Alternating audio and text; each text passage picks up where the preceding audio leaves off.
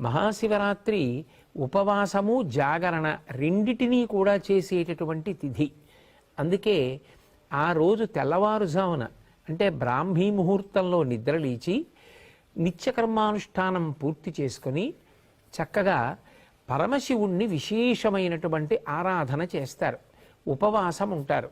ఉపవాసము అన్న మాటకు అర్థం ఏమిటంటే ఎటువంటి సాత్వికమైన పదార్థాన్ని తీసుకుంటే కనురెప్ప పడిపోకుండా నిద్ర రాకుండా మనసు భగవంతుని పాదముల యందు నిలబడుతుందో అటువంటి ఆహారమును పరిమితంగా తీసుకుని శరీరాన్ని భగవంతుని యొక్క ఉపాసన యందు నిలబెట్టుకోవడానికి యోగ్యంగా సిద్ధం చేసుకుంటారు.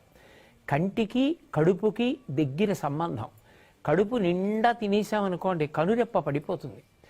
మనసు బాగా సత్వగుణంతో నిలబడాలి అంటే ఉపవాసము, భగవంతుడికి దగ్గరగా నిలబడాలి అంటే